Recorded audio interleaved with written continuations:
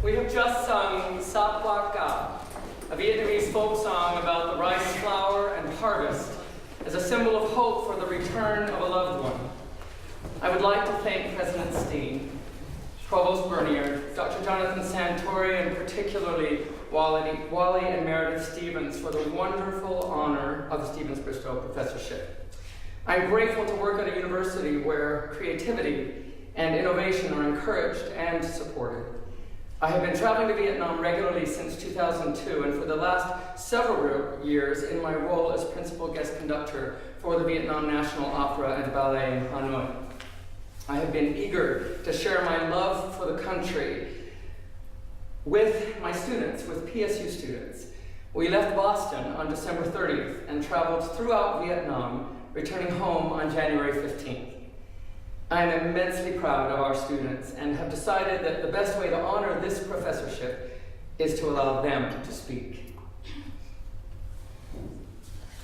There could not have been a much better way to start off our first night in Vietnam.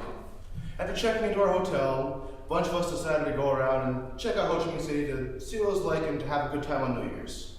At first, it was kind of scary walking around, being the big guy that I am. I was a little worried about, being laughed at and just not fitting in because of my size. After being out there, seeing the crazy traffic in New York, I thought, New York's, walking around, seeing everyone and family and friends having a good time, walking up to complete strangers, saying Chit Moon Nam Moi, which is Vietnamese for Happy New Year. And then they just get the biggest smile on their face, and then they'd say it back, and it's just warming, heartwarming. So I'd completely forgotten all about being worried, being scared, completely forgotten that I was in a completely foreign country. That was until dinner. We sat down in this tiny tables in the street corner, and it was crazy.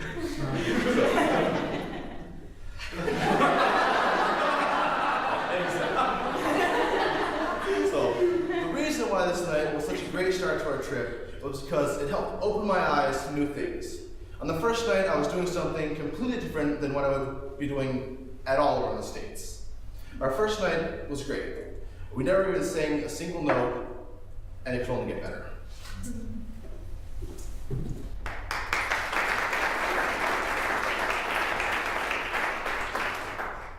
Our first official event in Vietnam was a concert at Binh Duong University. We arrived in full tuxedos and gowns and immediately stood up in the crowd, as well as the other performers. The stage was basically set up on the back of a flatbed truck, which wasn't expected at all, and our host really didn't seem to have any idea of what our pieces meant. But by the time we ended the concert, I felt that we had gotten our point across through the direction of Dr. Perkins. I remember he told us on stage that we needed to show them what our songs meant rather than telling them through the lyrics. And overall, I thought that was a great lesson for any future educator, just the process of making things work regardless of the situation.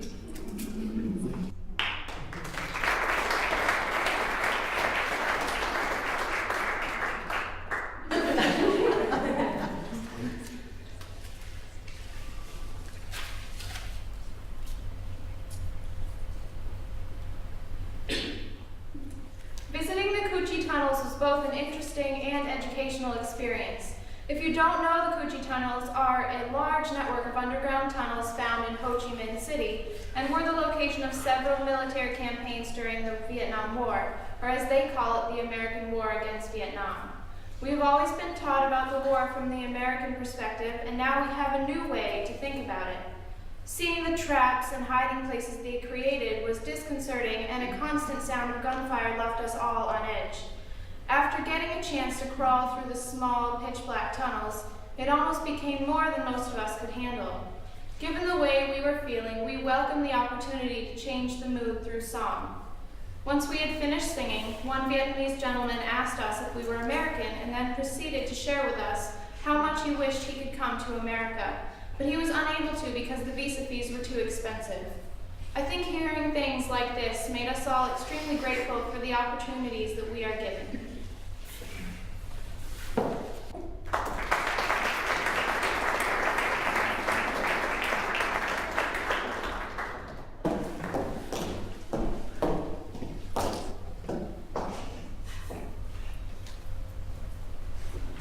One of the many highlights highlights during our stay in Ho Chi Minh City was the night our group went to a restaurant that was unlike any restaurant most of us had ever been to before. The entire restaurant was hazy from all of the smoke coming from little barbecues on each table. We were all excited to try this ourselves and see what was on the menu. There were items on the menu that I had only seen on Fear Factor, like crickets, scorpions, and various other interesting choices.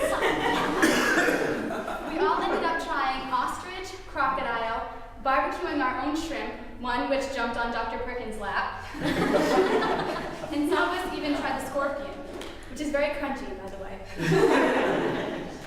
Later on, we all went to the Rex Hotel, which was the hotel where many international journalists and photographers stayed during the American War in Vietnam.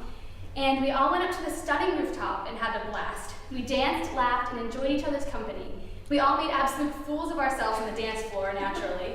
But that didn't matter because all we cared about was that we were having fun being with each other and enjoyed being in the beautiful city of Saigon.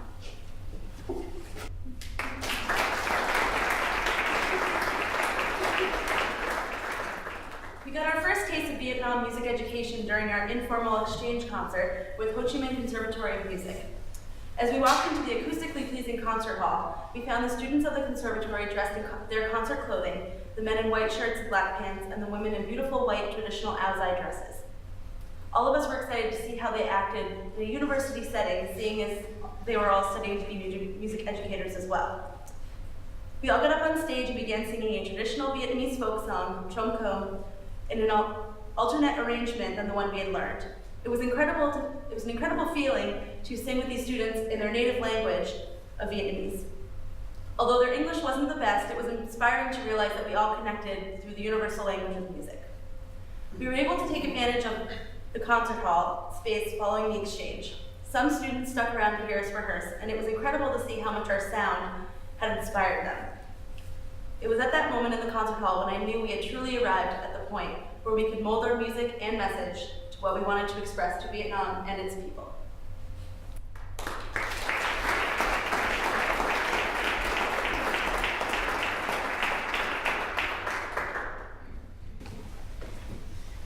It took a great amount of courage and emotional preparation to walk around to the Vietnam War Museum.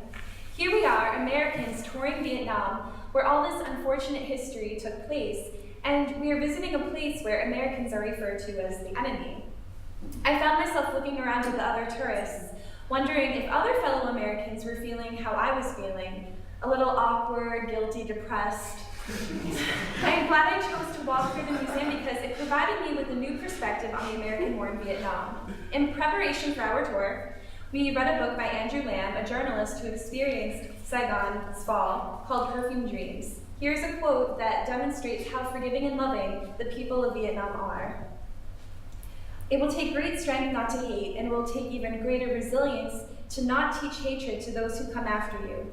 Hatred consumes oppressed and oppressors alike, and its terrible expressions, revenge its chief among them, always result in blood and tears, and injustice, and unspeakable suffering, an endless cycle of grief. Learn to love what you have instead. Learn to love those who suffered along with you for their suffering, and yours are now part of your inheritance. Above all, don't forget." Our tour guide, Churia, said, I care about the history, but I don't hold it in my heart. If you had seen the way we were interacting with the Vietnamese choir and the students, dancing, singing, exchanging emails, and perhaps meeting future husbands and wives, you would forget that this war of the past ever existed.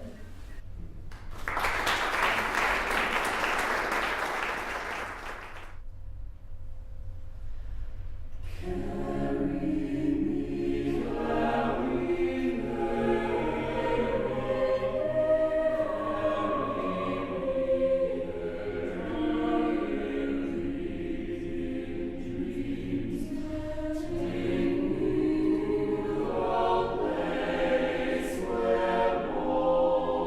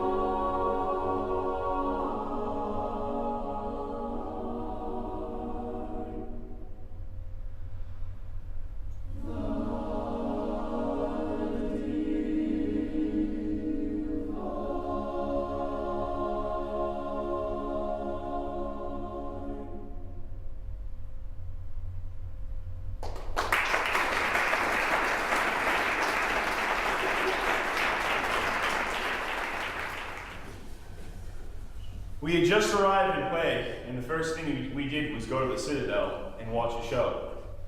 The Asian-style music and theater was a great way to influence our performance and helped us to keep open-minded for what we were going to explore for the next few days. The performances all had sorts of traditional Vietnamese instruments and dancing.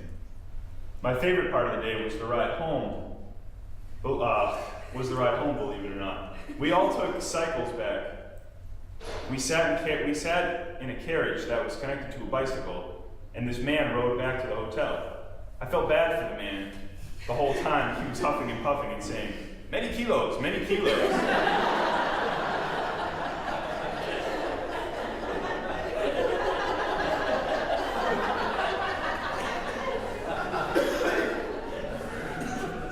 I then looked up and we were driving into oncoming traffic. But we were showing no signs of slowing down. I finally knew how Simba felt the day he was stuck in the middle of that stampede of wildebeest in the movie theater.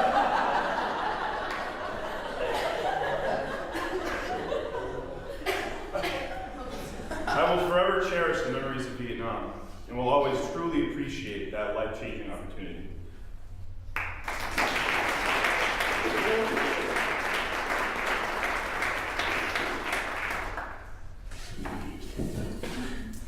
The Perfume River tour was filled with beautiful architecture, intriguing histories, and delicious seafood. It was exciting to sail down one of the biggest inspirations for the required reading we were assigned for this trip, entitled Perfume Dreams by Andrew Lamb.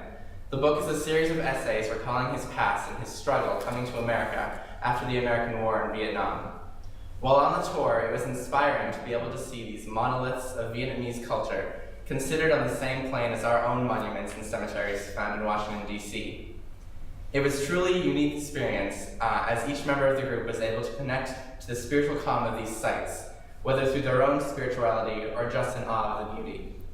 The most rewarding educational experience on this particular tour was the public impromptu singing of Vietnamese folk songs, which led to crowds of people clapping and singing along, flashing back to their own childhoods. It was so heartening to see that no matter where you are, individuals of society can be touched and moved by song. I want to be able to bring this experience to my own students and fellow musicians that I get a chance to work with in my line of work for the rest of my life.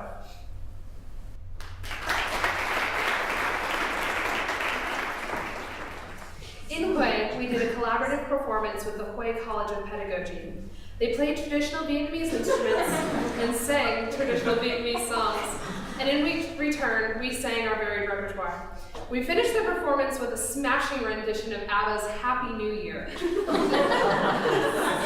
The two choirs sang with all their heart and soul, proudly proclaiming to the audience that music can unify a group of people, no matter how diverse. Afterward, we joined the musicians as well as other students for food and dancing. I learned that we had many things in common with our peers from Hue. One of these things was most definitely the love of acting stupidly on a dance floor. While some of us danced merrily, others in our group found themselves in deep conversation with some of the students. We found ourselves sharing many of the same feelings about being future educators. Many of us exchanged email addresses, and we still communicate with these wonderful people frequently. The most important lesson I learned during this performance, I learned on the walk back to our hotel. Our hosts at the college gave us all flowers and thanks for our performance, and since we were getting on a flight the next day, we were lost for what to do with them. Dr. Perkins suggested that we should give them to people we met on the street. With a simple "Chuk Mung Namoy," I gave my flower to an older woman, and suddenly a large and somewhat confused grin came on her face. I learned on that walk that there is something else beyond music, dancing, and acting silly that can surpass a language barrier: kindness.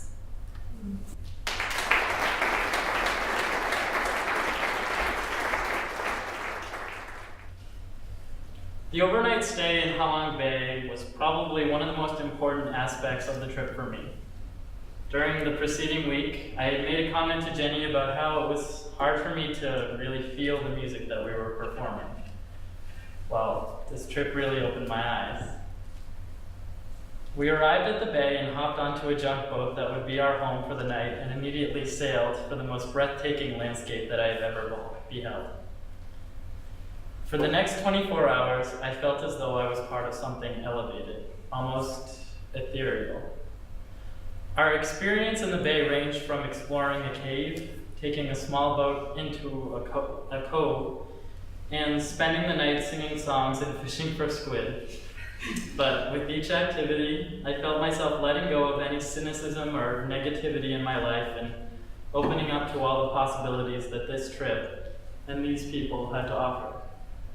Stepping off the boat the next day, I truly felt changed.